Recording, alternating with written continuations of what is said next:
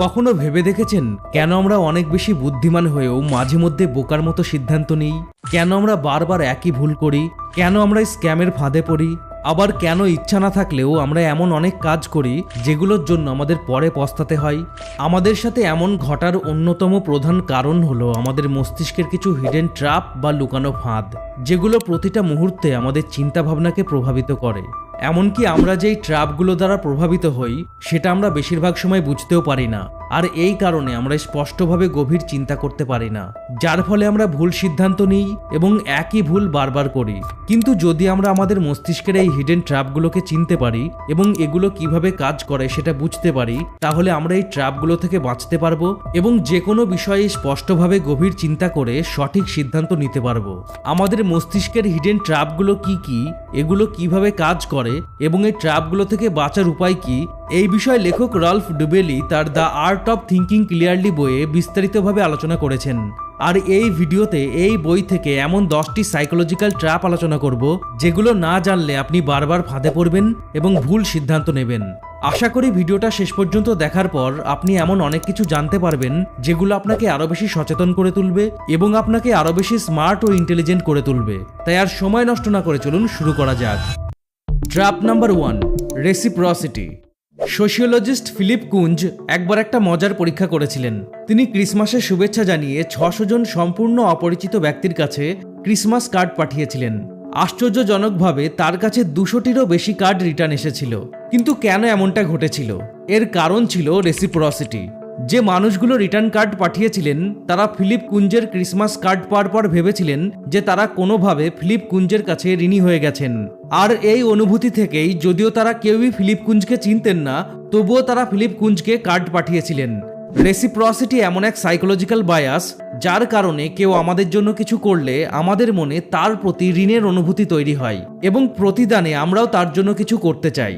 আমরা প্রতিনিয়ত বিভিন্ন জায়গায় রেসিপ্রসিটির শিকার হই। যেমন লক্ষ্য করে দেখবেন, অনেক খাবারের দোকানে ফ্রি স্যাম্পল দেওয়া হয় টেস্ট করার জন্য। আমাদের মনে হয় এটা তারা ভালোবেসে দেয়, কিন্তু আমাদের ধারণা ভুল।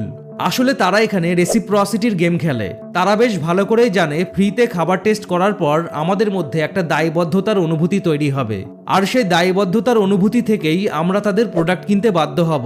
লেখক ডুবেলি সতর্ক করেছেন, রেসিপ্রসিটি এতটাই শক্তিশালী যেটা আমাদের এমন কিছুর জন্য রাজি করাতে পারে যেটা আমরা একদমই চাই না। যেমন ধরুন, আপনি যখন শপিং মলে যান তখন সেলসম্যান আপনাকে অনেক সময় দেয়, আপনাকে প্রোডাক্ট সম্পর্কে বোঝায় এবং আপনাকে ট্রায়াল করতে দেয়। আর তখন আপনার মনে হয় সে এত কষ্ট করলো, তাই কিছু না কিনে চলে যাওয়াটা একদমই ঠিক হবে না। আর এই অনুভূতির কারণে আপনি এমন কিছু কিনলেন যেটা হয়তো আপনার আসলেই দরকার ছিল না। আবার ধরুন, আপনার অফিসের সহকর্মী একদিন আপনাকে একটা ছোটখাটো সাহায্য করলো। এরপর যখন সে আপনার কাছে বড় সাহায্য চাইলো, আপনি না বলতে পারলেন না, কারণ আপনার মনে হলো ও তো আমাকে আগে সাহায্য করেছে, তাই এখন আমারও ওকে সাহায্য করা উচিত। তো এরকম বিভিন্ন ধরনের সিচুয়েশনে আমরা রেসিপ্রসিটির শিকার হই। তাহলে এবার প্রশ্ন হলো, কিভাবে এই রেসিপ্রসিটির ফাঁদ থেকে বাঁচা যায়?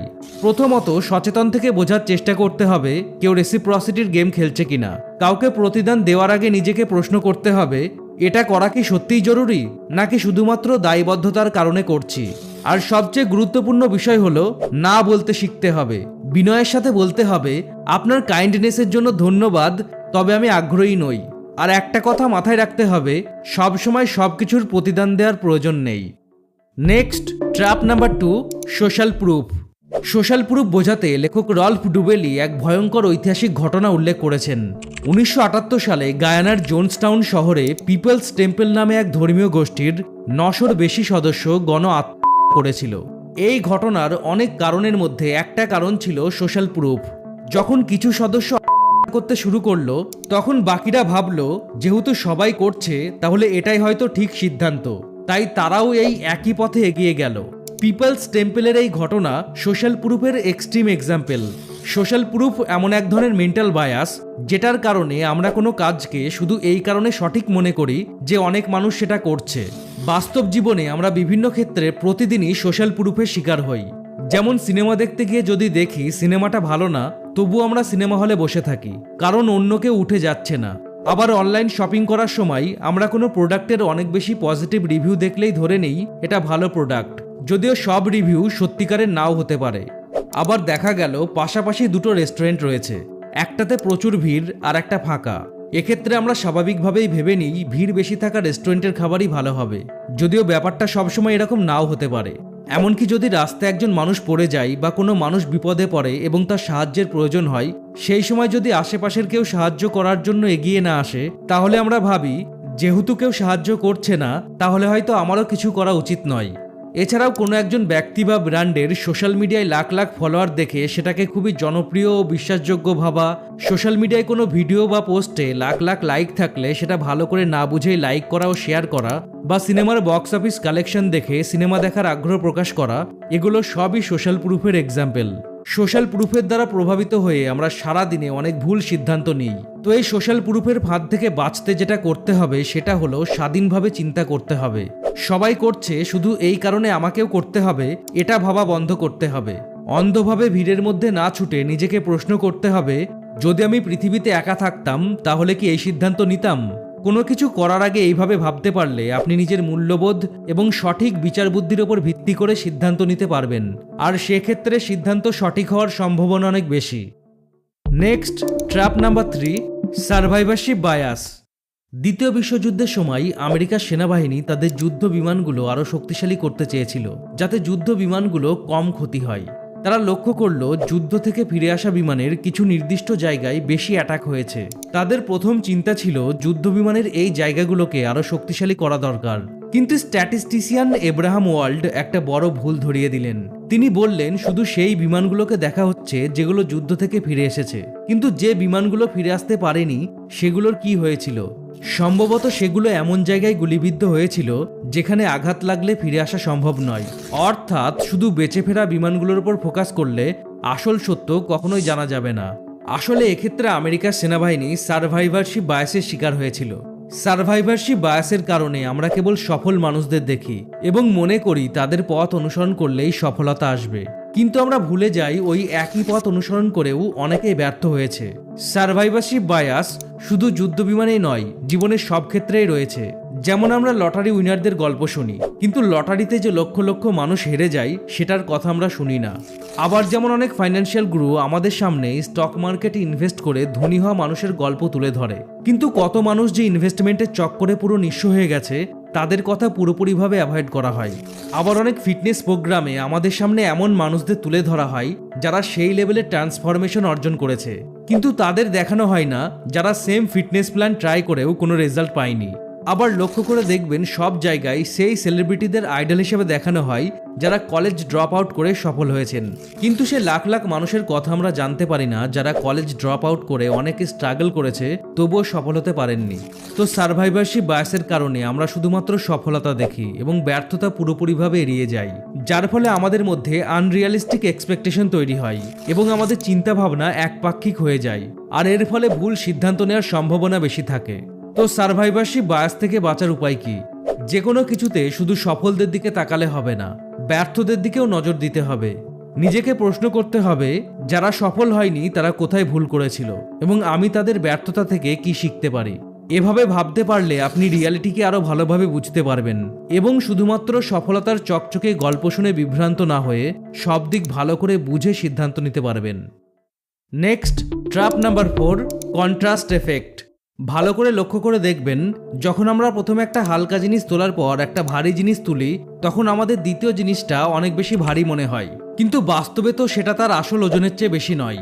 আসলে আমরা কোনো জিনিসকে নিরপেক্ষভাবে দেখি না, বরং তুলনামূলকভাবে দেখতে ভালোবাসি, আর এটার কারণ হলো কন্ট্রাস্ট এফেক্ট। কন্ট্রাস্ট এফেক্টের জন্য আমরা কোনো কিছুকে সরাসরি না দেখে সেটাকে অন্য কিছুর সাথে তুলনা করে দেখি, যার ফলে সেটার প্রতি আমাদের দৃষ্টিভঙ্গি বদলে যায়। আমাদের জীবনের বিভিন্ন ক্ষেত্র কন্ট্রাস্ট এফেক্টের দ্বারা প্রভাবিত হয়। যেমন আমরা যদি অপেক্ষাকৃত কম অ্যাট্রাকটিভ বন্ধুদের সাথে থাকি তখন আমাদের নিজেদেরকে দেখতে আরো একটু বেশি সুন্দর বলে মনে হয়। আবার শপিং করার সময় যদি আমাদের একটা ড্রেসের দাম 5,000 টাকা বলা হয় তখন সেটা আমাদের বেশি মনে হয়, কিন্তু যদি বলা হয় এটা আগে 8,000 টাকা ছিল, এখন ডিসকাউন্টে 5,000 টাকায় পাওয়া যাচ্ছে, তাহলে হঠাৎ করেই সেটা আমাদের সস্তা মনে হয়। আবার খেয়াল করে দেখবেন রেস্টুরেন্টের মেনু শুরুতেই অত্যন্ত দামি খাবার থাকে। রেস্টুরেন্টগুলো খুব ভালো করেই জানে কেউ এই দামি খাবারগুলো অর্ডার করবে না, কিন্তু এগুলোর তুলনায় অন্যান্য দামি খাবারগুলো কম দামি মনে হবে। আবার ঠিক একই ঘটনা ঘটে ফ্ল্যাট বা বাড়ি কেনার সময়। একজন রিয়েল এস্টেট এজেন্ট প্রথমে একটা ছোট ও বেশি দামের ফ্ল্যাট দেখায়, যাতে পরবর্তীকালে সামান্য বড় কিন্তু এক্সপেন্সিভ ফ্ল্যাট তুলনামূলকভাবে ভালো ডিল মনে হয়। কন্ট্রাস্ট এফেক্ট আমাদের হ্যাপিনেসকেও প্রভাবিত করে। আমরা আমাদের জীবন বিচার করি আমাদের অভিজ্ঞতার ভিত্তিতে নয়, বরং নিজেদেরকে অন্যদের সাথে তুলনা করে। জন্মের পর থেকেই প্রতিটা মুহূর্তে আমরা নিজেদের সফলতা, ব্যর্থতা, চাওয়া পাওয়া, ইচ্ছা অনিচ্ছা সবকিছু অন্যের সাথে তুলনা করি, যে কারণে আমাদের জীবনে এমন সময় খুবই কম আসে যখন আমরা সত্যিকারের ভিতর থেকে হ্যাপি থাকি।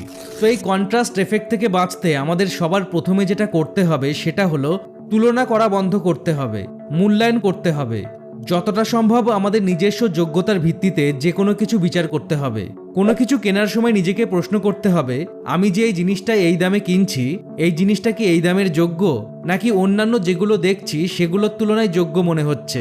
নিজেকে প্রশ্ন করতে হবে, আমি যে চাকরি বা কাজ করছি সেটাতে কি আমি সত্যিই সন্তুষ্ট, নাকি শুধুমাত্র অন্যদের সাথে তুলনা করে ভালো মনে হচ্ছে।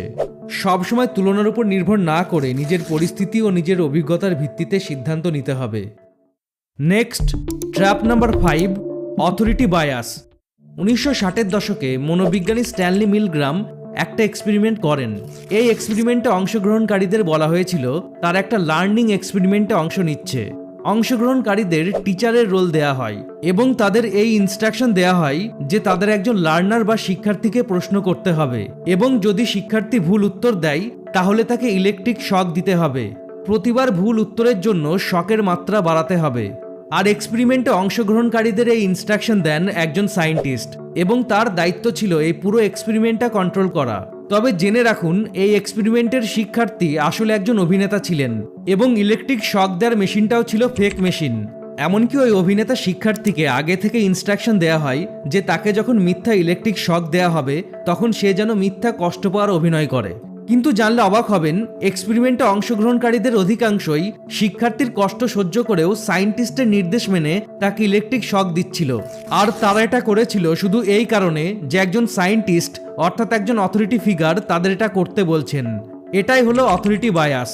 অথরিটি বায়াস হলো এমন এক মেন্টাল বায়াস যার কারণে আমরা কোনো ক্ষমতাবান বা বিশেষজ্ঞ ব্যক্তির মতামতকে অতিরিক্ত সঠিক মনে করি এবং সহজেই তার দ্বারা প্রভাবিত হয়ে সে যেটা করতে বলেন সেটা আমরা বাধ্যতামূলকভাবে করি। এই অথরিটি বায়াস আমাদের দৈনন্দিন জীবনে সবসময় কাজ করে। যেমন ডাক্তাররা যা বলেন আমরা সেটা যাচাই না করেই মেনে নিই, যদিও কখনো কখনো তিনিও ভুল করতে পারেন। আবার কোটটাই পড়া নিউজ অ্যাঙ্কার যা বলেন আমরা সেটা বিশ্বাস করি, অথচ এই একই তথ্য যদি সাধারণ পোশাকে কেউ আমাদের বলে আমরা সন্দেহ করি। আবার কোনো বড় ফাইন্যান্সিয়াল অ্যাডভাইজার যেসব ফাইন্যান্সিয়াল অ্যাডভাইস দেন আমরা বিনা প্রশ্নে সেগুলো মেনে নিই। অথরিটি বায়াসের কারণে কোনো অথরিটি ফিগার অর্থাৎ কোনো ক্ষমতাবান ব্যক্তি বা বিশেষজ্ঞের কথাকে কোনো প্রশ্ন বা ক্রস ভেরিফিকেশন ছাড়াই অন্ধভাবে বিশ্বাস করলে নিজের অজান্তেই বড় ধরনের বিপদ ঘটে যেতে পারে। বিশেষজ্ঞ মানে তিনি সবসময়ই সঠিক এমনটা ভেবে নেওয়া ঠিক নয়। তো কিভাবে অথরিটি বায়াস থেকে বাঁচবেন? প্রথমেই যেটা করতে হবে সেটা হলো শুধুমাত্র বিশেষজ্ঞ বলছেন বলে কোনো কিছুকে অন্ধের মতো বিশ্বাস করা বন্ধ করতে হবে। তারা যে যুক্তি ও প্রমাণ দেন সেগুলোকে যাচাই করতে হবে, অন্য বিশেষজ্ঞের মতামত নিতে হবে এবং সবার মতামত তুলনা করতে হবে। মনে রাখতে হবে সত্যিকারের বিশেষজ্ঞরা সবসময় নিজের লিমিটেশন সম্পর্কে সচেতন থাকেন এবং তারা কোনটা পারবেন না সেটাই স্পষ্টভাবে বলে দেন। কিন্তু অন্যদিকে যারা ভণ্ড বিশেষজ্ঞ তারা দাবি করেন তারা সবকিছু জানেন। এই ধরনের বিশেষজ্ঞদের থেকে সতর্ক থাকতে হবে। শুধু বিশেষজ্ঞের নামে সবকিছু মেনে না নিয়ে নিজের বিচার বুদ্ধি দিয়ে চিন্তা ভাবনা করে সিদ্ধান্ত নিতে হবে, তবেই সিদ্ধান্ত সঠিক হওয়ার অনেক বেশি সম্ভাবনা থাকবে। Next, trap number 6, availability bias. 9/11-এর ঘটনার পরে অনেক আমেরিকান ফ্লাইটের পরিবর্তে ড্রাইভিংকে বেশি নিরাপদ মনে করেছিলেন, যদিও বাস্তবে প্লেনে ট্রাভেল তখনও গাড়ির চেয়ে অনেক বেশি নিরাপদ ছিল। কিন্তু ভয় ও আবেগের কারণে পরের 1 বছরে 1,500-এর বেশি মানুষ রোড অ্যাক্সিডেন্টে মারা যান। এর পিছনে যে সাইকোলজিক্যাল ব্যাপারটা কাজ করেছিল সেটা হলো অ্যাভেইলেবিলিটি বায়াস। অ্যাভেইলেবিলিটি বায়াস আমাদের সেই সাইকোলজিক্যাল বায়াস যেটার কারণে আমরা সেই ঘটনা বেশি ঘটবে বলে মনে করি যেগুলো আমাদের মেমোরিতে বেশি হাইলাইটেড হয়, যেগুলো রিসেন্টলি ঘটে এবং যেগুলোর সাথে আমাদের অনেক বেশি ইমোশন জড়িয়ে থাকে। অ্যাভেইলেবিলিটি বায়াসের শিকার হয়ে আমরা প্রতিনিয়ত অনেক ভুল সিদ্ধান্ত নিই। যেমন আমাদের আশেপাশের বেশ কয়েকজনকে লটারি জিততে দেখে আমাদের মনে হয় সহজেই লটারি জেতা যায়, কিন্তু বাস্তবে লটারিতে জয়ের সম্ভাবনা অত্যন্ত কম। আবার যদি টিভি বা সোশ্যাল মিডিয়ায় অপরাধের খবর বেশি প্রচারিত হয় তাহলে আমাদের মনে হয় সমাজে অপরাধ বেড়ে গেছে, কিন্তু দেখা যাবে পরিসংখ্যান হয়তো ভিন্ন কথা বলছে।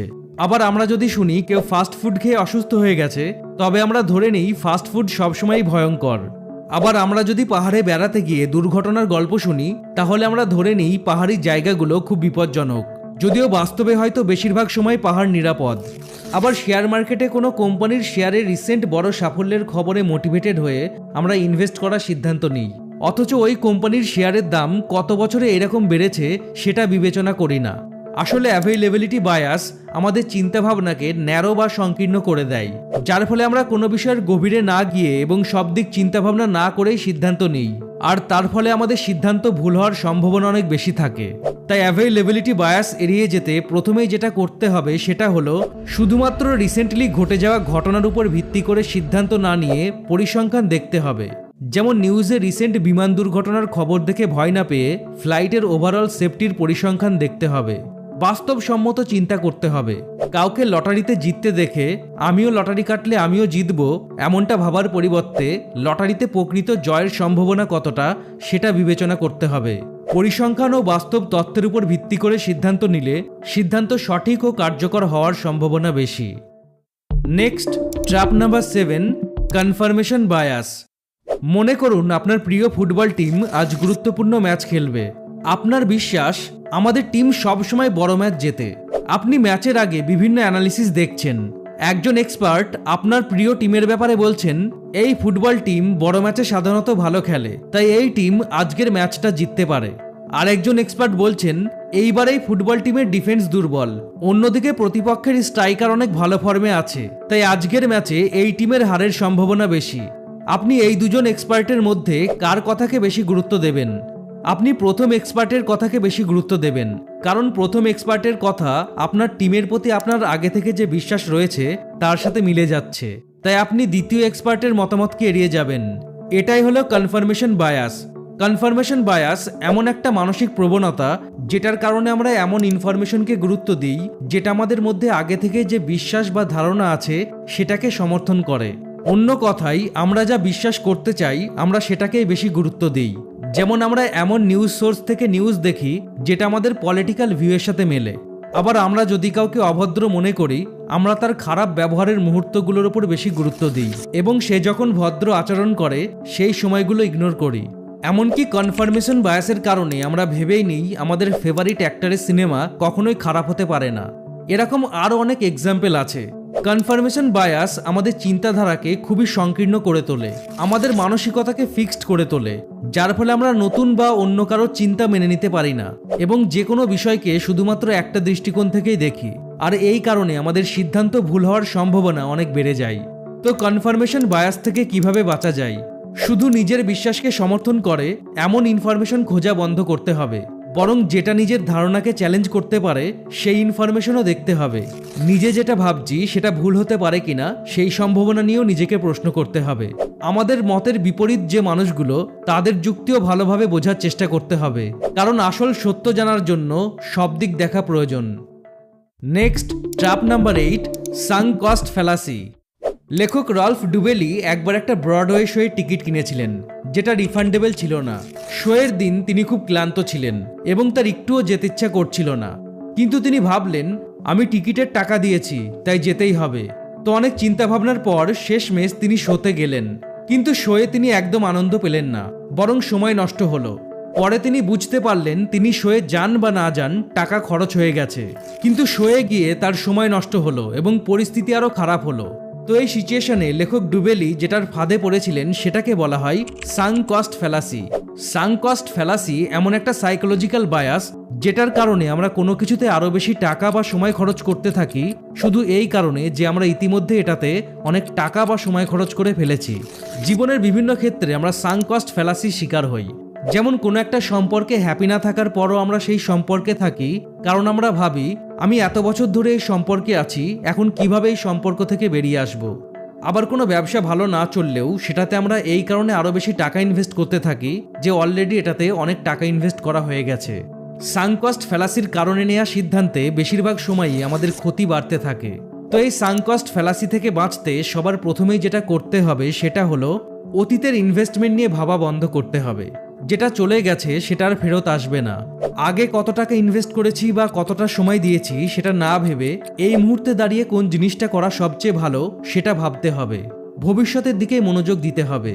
সাঙ্ক কস্ট ফ্যালাসি থেকে বাঁচতে পারলে আপনি অতীতের ভুলের শিকার না হয়ে আপনার বর্তমান অবস্থা ও বাস্তবতা বুঝে সঠিক সিদ্ধান্ত নিতে পারবেন। Next, trap number 9, swimmers body illusion. আপনি হয়তো কখনো প্রফেশনাল সুইমারদের দেখে ভেবেছেন, যদি আমি সাঁতার কাটি তাহলে আমার বডিও ঠিক ওদের মতো হবে। আপনি যদি এমনটা ভেবে থাকেন তাহলে আপনি সুইমার্স বডি ইলিউশনের শিকার হয়েছেন। সুইমার্স বডি ইলিউশনের কারণে আমরা সিলেকশন ফ্যাক্টরকে রেজাল্টের সাথে গুলিয়ে ফেলি। যেমন প্রফেশনাল সুইমারদের শরীর সুন্দর সাঁতার কাটার কারণে নয়, বরং যাদের শরীরের গঠন সাঁতারের জন্য উপযুক্ত তারাই মূলত প্রফেশনাল সুইমার। অর্থাৎ তাদের শরীরের স্ট্রাকচার সাঁতারের রেজাল্ট নয়। সাঁতার শেখার আগে থেকেই তারা এই ধরনের শরীর নিয়ে জন্মেছে। সুইমার্স বডি ইলিউশন শুধু সাঁতারেই নয়, আমাদের জীবনের অনেক ক্ষেত্রেই কাজ করে। যেমন আমরা ভাবি ফিলোসফি পড়লে বুদ্ধিমান হওয়া যায়, কিন্তু বাস্তবে দেখা যায় বুদ্ধিমান মানুষরাই সাধারণত ফিলোসফি পড়তে বেশি আগ্রহী হন। আবার যেমন আমরা ভাবি হার্ভার্ড থেকে পাস করা সবাই জিনিয়াস, কিন্তু বাস্তবটা হলো হার্ভার্ড ইউনিভার্সিটির সিলেকশন প্রসেসটাই এমন যেটার মধ্য দিয়ে তারা জিনিয়াসদেরই বেছে নেয়। আসলে সুইমার্স বডি ইলিউশন কারণ ও ফলাফলের সম্পর্কের ব্যাপারে আমাদের মধ্যে একটা ভুল ধারণা তৈরি করে, যার ফলে আমরা বিশ্বাস করি যে কোনো নির্দিষ্ট কাজ করলেই আমরা কাঙ্ক্ষিত রেজাল্ট অর্জন করতে পারবো। আর এই ভুল ধারণার জন্যই আমরা জীবনের বিভিন্ন ক্ষেত্রে ভুল সিদ্ধান্ত নিয়ে ফেলি। তো এই সুইমার্স বডি ইলিউশন থেকে বাঁচার উপায় কি? শুধুমাত্র রেজাল্ট দেখে সিদ্ধান্ত নেওয়া বন্ধ করতে হবে। পুরো প্রসেসটা বোঝার চেষ্টা করতে হবে। রেজাল্টে ফোকাস না করে কোন কোন কারণের জন্য ওই রেজাল্ট সেগুলো সম্পর্কে ডিটেলে জানতে হবে। Last and trap number 10, clustering illusion. আমাদের মস্তিষ্ক স্বাভাবিকভাবেই যে কোনো কিছুতে প্যাটার্ন খুঁজতে পছন্দ করে, যেটা অনেক সময় আমাদের উপকারে আসে, কিন্তু কখনো কখনো এটা আমাদের বিভ্রান্তও করে। লেখক রাল্ফ ডুবেলি একজন টিচারের এক্সাম্পল দিয়েছেন, যিনি একবার খেয়াল করলেন তার ক্লাসের সেরা স্টুডেন্টরা সবসময় সামনের সারিতে বসে। তিনি ভাবলেন সামনের সারিতে বসলেই ভালো রেজাল্ট করা যায়, কিন্তু এটা কি আসলেই সত্যি, নাকি ভালো রেজাল্ট করা স্টুডেন্টরা পড়াশোনার প্রতি বেশি আগ্রহী হয় তাই তারা সামনের সারিতে বসে? এই বিভ্রান্তি শুধু পড়াশোনার ক্ষেত্রেই নয়, জীবনের অন্যান্য ক্ষেত্রেও, বিশেষ করে ইনভেস্টমেন্টের মতো গুরুত্বপূর্ণ বিষয়ের জন্য বিপজ্জনক হতে পারে। যেমন অনেকে শেয়ার মার্কেটে কোনো কোম্পানির শেয়ারের দাম কয়েকদিন ধরে বাড়তে দেখলে ধরে নেয় যেটা বাড়তেই থাকবে, কিন্তু বাস্তবে শেয়ার মার্কেটে প্রতিদিনের শেয়ারের দাম শুধুমাত্র আগের দিনের পারফরমেন্সের উপর নির্ভর করে না। এক্ষেত্রে অনেক ফ্যাক্টর কাজ করে, আর সেগুলো এড়িয়ে গেলে বড় ধরনের লস হতে পারে। তাই সবসময় সবকিছুতে প্যাটার্ন খোঁজার এই অভ্যাস বা ক্লাস্টারিং ইলিউশন থেকে বাঁচতে যেটা করতে হবে সেটা হলো ছোট ছোট বিচ্ছিন্ন ঘটনা দেখে সিদ্ধান্ত নেওয়া বন্ধ করতে হবে। ডেটা অনেক বড় হলে স্বাভাবিকভাবেই কিছু এলোমেলো প্যাটার্ন দেখা যায়, কিন্তু এর মানে এই নয় যে সেই প্যাটার্নগুলো আসলেই কোনো গুরুত্বপূর্ণ কিছুর ইঙ্গিত দেয়। তাই সঠিক সিদ্ধান্ত নিতে শর্ট টার্ম প্যাটার্নের পরিবর্তে যে কোনো বিষয় লং টার্মে বুঝতে হবে এবং আসল কারণ খোঁজার চেষ্টা করতে হবে। তো এই ছিল আমাদের ব্রেনের 10টি হিডেন ট্র্যাপ। এই পুরো আলোচনা থেকে আমরা যে বিষয়গুলো শিখতে পারি সেগুলো হলো, শুধু সফলদের দিকে না তাকিয়ে ব্যর্থতার গল্পগুলো দেখতে হবে এবং সেগুলো থেকে শিখতে হবে। সবাই করছে মানে এই নয় যে সেটা আমার জন্য সঠিক হবে। কোনো কিছুতে অলরেডি অনেক টাকা বা টাইম ইনভেস্ট করা হয়ে গেছে মানে এই নয় যে সেটাতে ক্ষতি হলেও সেটাতেই আরও বেশি ইনভেস্ট করতে হবে। শুধুমাত্র নিজের বিশ্বাসের সাথে ম্যাচ করে এমন জিনিসই জানবো এবং সেটাকেই গুরুত্ব দেব, এমন ভাবনা বন্ধ করতে হবে। নিজের বিশ্বাসের বিরোধিতা করে এমন ইনফরমেশনকেও গুরুত্ব দিতে হবে। শুধুমাত্র রিসেন্ট কিছু এক্সাম্পল দেখে কোন জিনিসটা আমাদের জন্য কতটা ভালো বা কতটা খারাপ সেটা ঠিক করার আগে বাস্তব পরিসংখ্যান দেখতে হবে। এই বিষয়গুলো সিদ্ধান্ত নেওয়ার আগে মাথায় থাকলে আপনি কোনো সাইকোলজিক্যাল ট্র্যাপে না পড়ে যে কোনো কিছু আরও পরিষ্কারভাবে ও যুক্তির সাথে চিন্তা করতে পারবেন এবং সঠিক সিদ্ধান্ত নিতে পারবেন। তবে মনে রাখতে হবে, শুধু জানা বা সচেতন হওয়াই যথেষ্ট নয়, বাস্তব জীবনেও প্রয়োগ করতে হবে। আশা করি এই ভিডিও থেকে এমন কিছু জানতে ও শিখতে পেরেছেন যেগুলো আপনার উপকারে আসবে। তাই ভিডিওটা ভালো লাগলে ভিডিওটা অবশ্যই লাইক ও শেয়ার করুন, আর এরকম ভিডিও দেখার জন্য অনলি ফিউ মিনিটের ইউটিউব চ্যানেল সাবস্ক্রাইব করুন এবং অনলি ফিউ মিনিটের ফেসবুক ও ইনস্টাগ্রাম পেজ ফলো করুন। ভালো থাকুন, সুস্থ থাকুন, অনলি ফিউ মিনিট দেখতে থাকুন। আমি আপনার বন্ধু Shakil. Thanks for watching. Have a good day.